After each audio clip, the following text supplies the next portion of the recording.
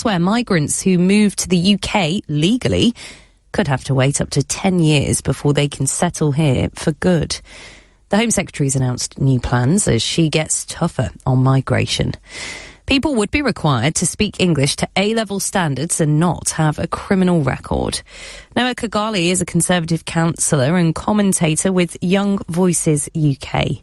He joined me earlier on LBC News, and I began by asking him if this was the tough approach the public wanted to see. I think ultimately what the public want to see is control. And what we should be looking for is to be strict on entry, both in terms of illegal and legal migration, but very warm on welcome for those that make it through a stricter system. And I think that's really what we're looking for here. The public don't like this perception of lack of control. And this doesn't solve it overnight. It is very much baby steps. And we have yet to see whether Labour will actually deliver on it. But it does seem that it is moving in the right direction. And the Tories say that they do support these proposals, but they've accused Labour of copying their policies. I mean, if that's the case, why didn't they just do it when they were in government? Yeah, that's a question that you can always ask, I think. And you can ask the same of Labour's U-turn when, look, ultimately, if this was a Tory proposal whilst the Conservatives were in government, I don't think you'd be seeing Labour say it was a good idea at all. I think you'd see very much the opposite. Times change, politics change, and policies have to change as a result. And there will be exceptions, we see, for higher earners and entrepreneurs. So they'll be fast-tracked for settlement at 3 years, obviously after this consultation period, if everything goes through. And of course, doctors, nurses, they can retain their current 5-year wait.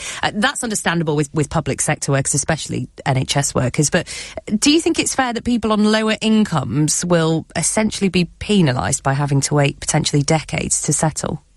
So I do think there is something very interesting here that you could almost go further on and create basically a checklist for citizenship where we encourage people to be, the perfect model citizen to be. And if you do that, then you get fast tracks. It's not necessarily about just paying more tax, but it could be, charitable volunteering or even higher English standards. It could be any of those things that then end up reducing that period so that 10 years ends up, not applying to everybody, but that people can see the system as a ladder rather than a barrier.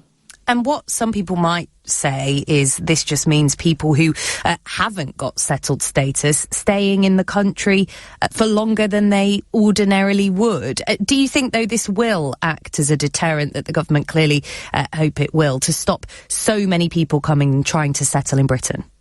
I think most likely, but ultimately the real thing that needs to change, and I think is on the tip of the public's tongue, is what happens with illegal immigration, and that's a much bigger challenge, I think, and one that we need much more cooperation with. I think with Europe. And with France in particular, obviously, as many have tried and failed to fully capitalise on. But ultimately, look, the public, I think, are most focused on the small boats issue. And whilst it's good to have immigration reform as a whole to make it, appropriate for the 21st century world that we exist in, we also need to make sure that there aren't, ultimately predatory gangs of human traffickers pushing women, men and children across the channel in boats that aren't fit for water and putting their lives at risk. That's also a humanitarian issue. And we do need to explore how best to manage that and both protect our own borders, but also fight against predatory gangs. Noah Khogali joining me earlier on LBC News. That